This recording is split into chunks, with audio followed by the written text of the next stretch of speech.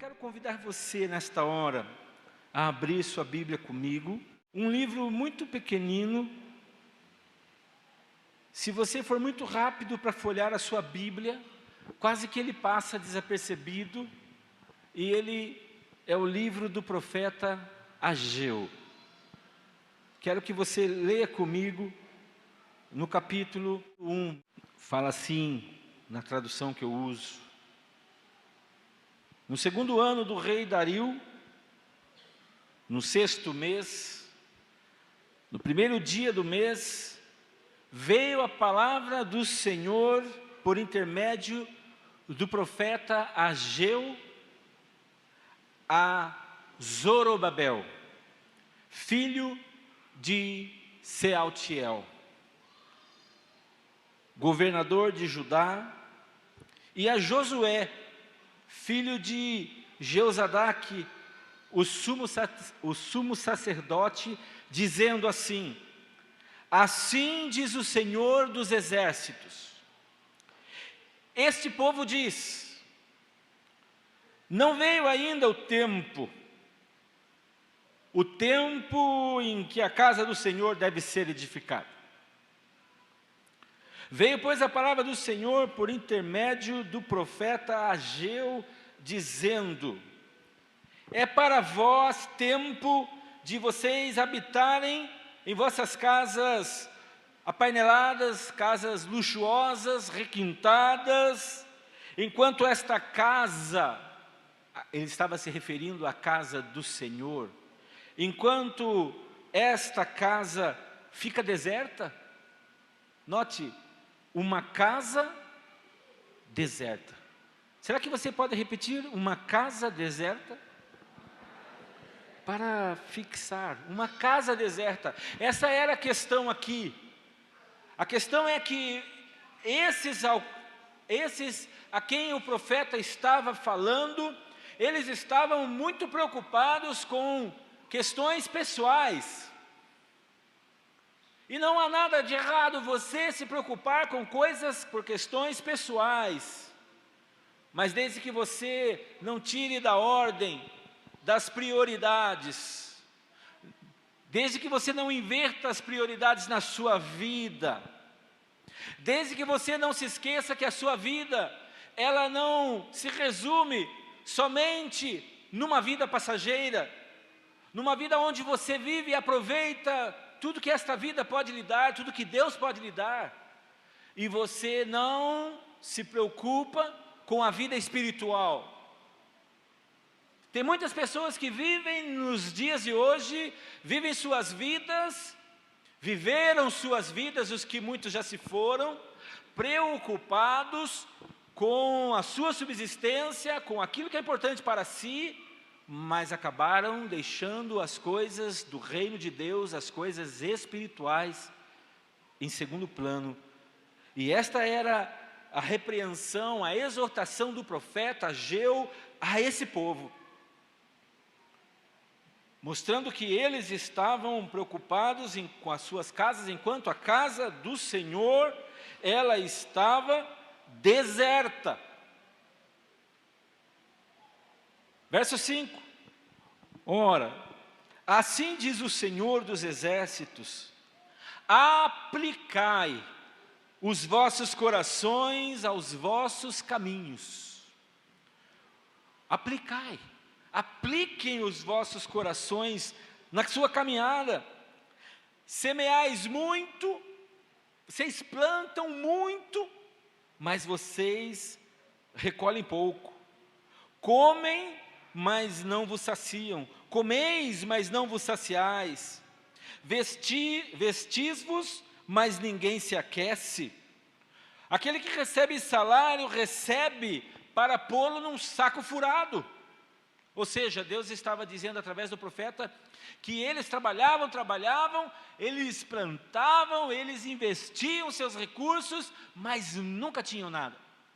Alguma coisa estava errada. Semeavam, mas não colhiam. Se vestiam, mas não se aqueciam. Aqueles que ainda recebiam um salário, colocavam o seu salário como num saco furado, ou seja, não durava. Passava os dias e já não tinha mais nada. Verso 7, assim diz o Senhor dos Exércitos: aplicai os vossos corações. Considerem isso. Invistam seu coração nisso, nessas palavras. Observem os vossos caminhos, apliquem os vossos corações aos vossos caminhos, à sua caminhada, como vocês estão andando. Vocês sobem ao monte, ou melhor, verso 8, era aqui uma direção: subir ao monte, verso 8, subir ao monte, trazei madeira, e edificai a casa, para que dela me agrade e seja glorificado, diz o Senhor. Deus estava orientando eles a se preocuparem com a casa de Deus. Já já eu quero falar um pouco do contexto que esta palavra chegou a Israel, caso você não se lembre. Esperastes, olha só, verso 9, esperastes o muito, e eis que veio a ser pouco. Esse pouco, quando o trouxestes para casa, eu os dissipei com um assopro. Por quê? Diz o Senhor dos Exércitos: por causa da minha casa. Porque a minha casa, ela está deserta, enquanto que cada um de vós se ocupa com a sua própria casa. Por isso, retém os céus o seu orvalho, e a terra os seus frutos. Deus está mostrando para eles: olha, o que está acontecendo com vocês, é que vocês plantam, vocês não colhem nada, porque os céus estão retendo o orvalho, que umedece, que refresca, que refrigera aquela semente para que ela cresça e produza frutos. Está dizendo que não tem orvalho.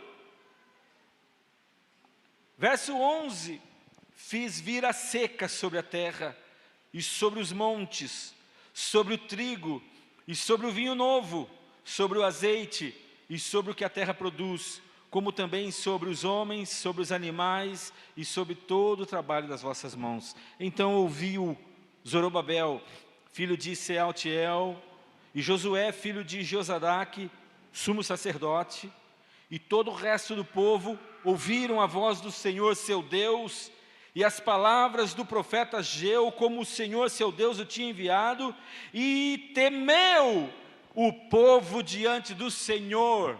Aleluia! Quando Deus fala, e o povo de Deus teme a sua palavra, que tremendo! Isso é um ótimo sinal. Porque, irmãos, a palavra de Deus, quando ela vem ao nosso coração e ela encontra um coração fértil, um coração desejoso da preciosa semente, e ela traz mudança nas nossas vidas, então eu posso entender Deus dizendo: consegui que os meus filhos pudessem me olhar, pudessem me atender, pudessem me ouvir. Aleluia! Verso 13, então o profeta Ageu, o mensageiro do Senhor, falou ao povo conforme a mensagem do Senhor. Olhe, o profeta falou ao povo a mensagem do Senhor, não teve nenhum acréscimo do homem. O que ele ouviu, ele falou: eu sou convosco, diz o Senhor ao povo por meio de profeta. Verso 14, de modo que o Senhor suscitou, preste muita atenção nesse texto, de modo que o Senhor suscitou o espírito de Zorobabel, filho de Sealtiel, governador de Judá, e o espírito de Josué, filho de Josadaque, o sumo sacerdote, e o espírito do resto de todo o povo. Eles vieram e trabalharam na casa do Senhor dos Exércitos, seu Deus, e ao 24º dia do 6º mês, no 2º ano do rei Dario. Aleluia.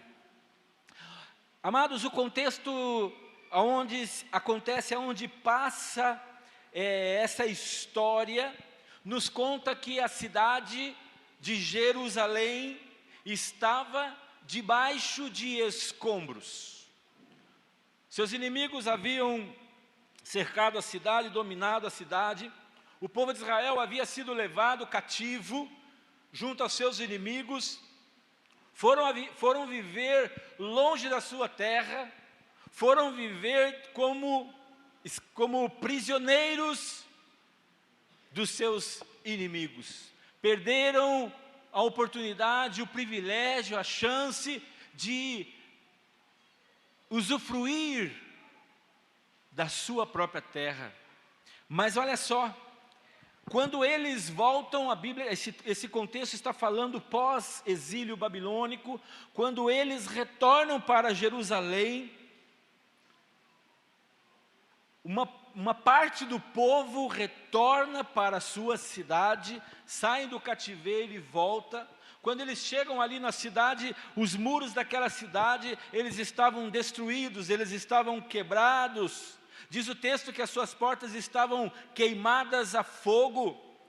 E esses que voltaram para a sua cidade, eles tiveram certamente muitas dificuldades para reconstruir a sua cidade, e com certeza também tiveram dificuldades para a reconstrução do templo do Senhor, do segundo templo. E sabe o que eles fizeram? Acabaram abandonando a obra do Senhor. No meio das dificuldades, no meio dos desafios, quando as coisas se levantam na nossa frente e começam a dizer para nós, aos nossos olhos, olha, não vai dar certo, olha, está muito difícil, olha, as coisas não estão fáceis, são os desafios que vêm diante dos nossos olhos e nos colocam num teste para ver se nós vamos desistir, se nós vamos desanimar, se nós vamos largar o arado e olhar para trás. Quando a Bíblia diz que aquele que tira a mão do arado e olha para trás, este está em maus lençóis, esse aí não vai conseguir caminhar. A pessoa que tira a mão do arado e olha para trás, o arado vai rasgando a terra, completamente torto, sai da linha, sai do propósito.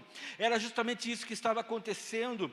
Esses que voltaram tiveram essa dificuldade para a reconstrução do templo, a casa de Deus, porque eles foram cuidar, preste atenção nisso, eles foram cuidar cada um das suas próprias coisas. Eles foram cuidar cada um dos seus próprios negócios, diz a palavra de Deus. Eles foram cuidar no retorno do cativeiro para a sua cidade, eles foram cuidar cada um dos seus próprios interesses. Sabe o que eu quero que você entenda com isso? Que o desânimo deles contagiou todo o povo de Deus. Todos aqueles que estavam voltando do cativeiro, mas encontraram uma cidade completamente sobre escombros, eles estavam desanimados. Será que você, nesta noite, ouvindo esta palavra, não consegue identificar algumas coisas que Deus possa estar desejando falar, mostrar a você, que tem feito com que você, através do seu agir, do seu comportamento, tem trazido desânimo à vida de muitas outras pessoas? Tome muito cuidado nesses dias. Deus não está levantando pessoas desanimadas nesta igreja. Deus está chamando de volta pessoas que estão interessadas nas coisas dEle. Colossenses, Paulo fala no capítulo 3, para que nós busquemos as coisas lá do alto, onde a traça não come, não corrói, onde a ferrugem não destrói, onde o ladrão não rouba. Buscai as coisas do alto, busque as coisas de Deus, meu irmão, nesses dias. Eu não estou aqui fazendo uma apologia que você precisa abandonar a sua vida de forma alguma, e você subir, procurar um monte bem alto para você ficar lá sozinho buscando a Deus. Não, não é isso. Você precisa sobreviver, mas debaixo da bênção e da direção de Deus nesses dias. Muitas vezes a nossa atitude ela oferece às pessoas que estão à nossa volta desânimo. Ah, eu não sei se eu vou no culto hoje. Sabe, sentir uma leve dor de cabeça. E aí então, a pessoa que está próxima a você, às vezes na sua família, fala, eu acho que eu também não vou então. Pronto, você conseguiu um seguidor. Esse foi o resultado da sua fé. Esse foi o resultado do seu trabalho. Você conseguiu um desânimo, com seu desânimo um desanimado. Ah, eu não vou porque hoje é o final do campeonato, eu nem assisto futebol, mas eu sei que vai estar uma bagunça. E a gente não percebe que nessas coisas tão simplórias, Satanás vai usando dessas coisas para nos impedir de buscar a Deus, de ouvir a Deus e de receber os milagres que Deus tem para nós, porque você não precisa pedir milagres quando você vem aos cultos, porque Deus sabe que você precisa deles, e em todos eles Deus liberará milagres na sua vida. O que você e eu precisamos entender é que Deus se importa que nós busquemos a presença dEle, que o glorifiquemos, que o louvemos, que o adoremos somente a Ele. Isso é culto. Não é eu vou para o culto porque hoje eu quero uma bênção, não. Eu vou ao culto porque eu quero adorar. Eu vou ao culto porque eu quero bendizer ao meu Deus. Eu vou ao culto porque o meu Deus tem sido maravilhoso na minha vida. E você sabe que a matemática de Deus é completamente diferente da nossa. Ainda assim, Deus vem e abençoa e derrama as bênçãos abundantes sobre a nossa vida. O desânimo, ele tem um efeito devastador nas nossas vidas.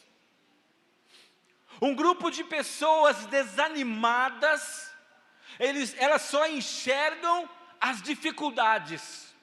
Por que é que Deus nesta noite está trazendo esta palavra ao teu coração? Porque Deus está levantando nesta noite pessoas, filhos e filhas, uma igreja corajosa, destemida, uma igreja cheia de fé, uma igreja que não anda pelo que vê no natural, mas uma igreja que anda porque ouve, vê o sobrenatural, uma igreja que não conquista no natural, mas uma igreja que busca Deus e que antes de receber no natural, já recebeu no espiritual.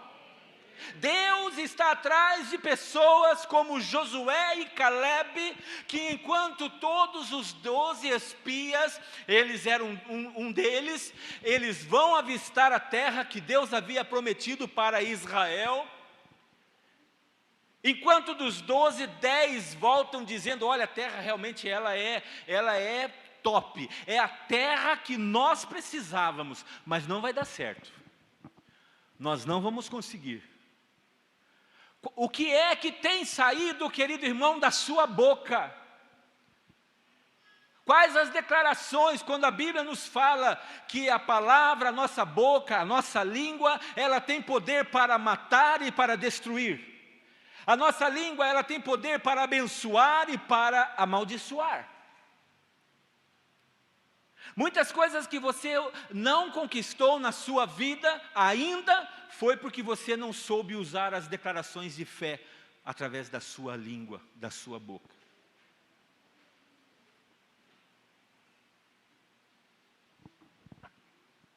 Um pai que projeta sobre a vida do seu filho insegurança através das palavras, dizendo para ele, olha, você não vai conseguir, não adianta você insistir nesse caminho, não vai dar certo, é só você olhar para a história da nossa família, você vai ver como foi o seu avô, você vai ver como foram os seus tios, não vai dar certo, você não vai conseguir. Sabe o que vai acontecer com este filho? Ele não vai conseguir, a não ser que a misericórdia e a graça de Deus o alcancem. Porque um pai e uma mãe usaram a sua língua para, ao invés de trazer ânimo, de empurrar, de injetar fé, confiança, fizeram como os 10 espias. dizendo: olha, a terra realmente é boa, mas não serve para nós, porque lá naquela terra existem gigantes, os que moram lá são enormes, eles vão acabar conosco. Eles são tão grandes que nós parecemos para eles, aos olhos deles, nós não passamos de gafanhotos. 10 homens cheios do poder de Deus, 10 homens crentes em Deus, 10 homens que tinham uma vida com Deus, homens espirituais, mas que chegaram ali. Provavelmente esses 10 homens eram homens, se fosse nos dias de hoje, homens que fundaram a igreja local, homens que andam há muitos anos nesta igreja, mas que naquele momento já perderam a sua fé, a sua visão foi-lhes arrancada, foi-lhes amputada, eles já não conseguiam mais enxergar com os olhos de Deus, mas Deus sempre preservará pessoas do nosso meio para motivar a nossa fé, para lembrar da promessa de Deus. Deus sempre levantará os seus ungidos no nosso meio para dizer: não tire os olhos da promessa. Ei, vamos lembrar o que Deus nos falou, que esta terra mana leite e mel, é a terra dos nossos antepassados, da promessa aos nossos antepassados. Nós vamos conquistar, nós vamos conseguir, porque o Senhor nosso Deus estará conosco. Aonde estão nesta noite os Josués e os Calebes desta igreja? Aonde estão homens e mulheres que não são homens desanimados, desistidos, derrotados, debaixo de um efeito devastador que o desânimo traz na vida de muitos? Aqueles 10 fizeram uma apologia ao fracasso. Sabe o que aconteceu com eles? Começaram a fermentar o povo. Começaram sabe, imagine eles voltando, eram 10 espias, eram 10 homens valentes, eram 10 homens crentes, eram 10 homens que estavam ali próximo ao líder Moisés, mas eles voltaram com esta visão. Meu irmão, saiba de uma coisa: a sua boca como cristão, como crente, pode motivar quem está ao seu lado, como você pode também trazer desânimo quem está ao seu lado. Você pode dizer para quem está à sua volta: meu irmão, meu filho, meu pai, minha mãe, meu esposo, nós vamos conquistar, porque o Senhor está conosco. Esta batalha, ela é passageira. A Bíblia nos garante que as lutas, as dificuldades, elas podem durar uma noite, mas a alegria vem ao amanhecer. Nós não vamos ser dominados. Você pode usar a sua palavra de fé desta forma, como você pode dizer assim: eu não acredito nisso, já fazem anos que nós ouvimos esta mesma palavra, já fazem anos que Deus fala conosco, e os meus olhos não conseguem ver, não conseguem enxergar. E aí então quem está à sua volta concorda, porque não está às vezes muito bem, e diz: é verdade, nós não conseguiremos.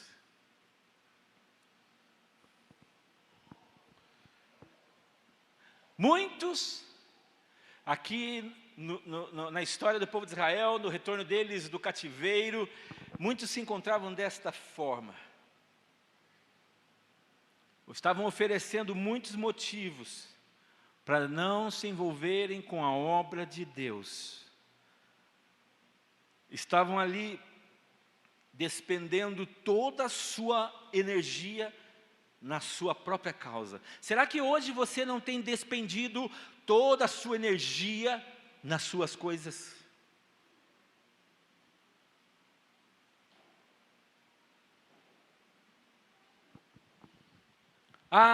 Esta convenção, os dias estão tão difíceis, a gasolina está alta, a carne subiu, o leite então nem se fale, tudo subiu, mas o meu salário continua assim, não subiu, não vai dar para eu ir.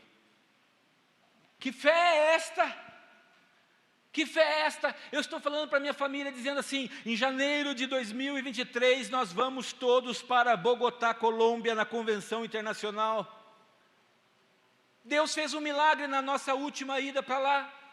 Nos custou ali R$8.000, mais despesas. Nós tivemos uma despesa de R$10.000 e nós não tínhamos não tínhamos nenhuma perspectiva, mas Deus abriu uma porta, Deus levantou uma saída para nós, e nós fomos todos e voltamos abençoadíssimos daquela convenção.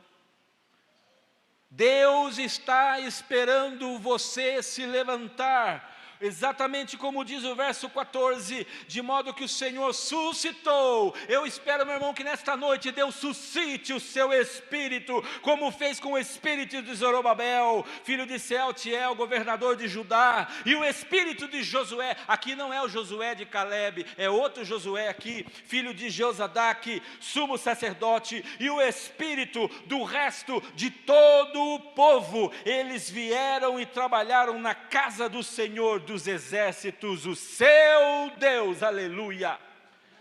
É hora de nós levantarmos, sabe, nos levantarmos, é hora de nós arregaçarmos as mangas, é hora de nós começarmos a liberar as palavras da vitória. Pastor, eu convidei pessoas para estarem aqui, porque eu gostaria tanto que eles pudessem, como eu, estar sendo abençoado, ouvindo uma palavra de Deus, mas eles receberam o meu convite e não me responderam. Ou então, mas eles ouviram o meu convite e falaram, olha, não vou poder estar. Ou eles ouviram o convite e disseram, talvez um dia. Meu irmão, eu quero te dizer uma coisa. Deus nunca falou que você receberia todas as respostas que você deseja positivamente na hora. Deus apenas está nos conduzindo e dizendo, façam o que vocês precisam fazer e deixem o resultado comigo, porque quem agirá na hora certa sou eu, o Deus do povo de Israel, o teu Deus.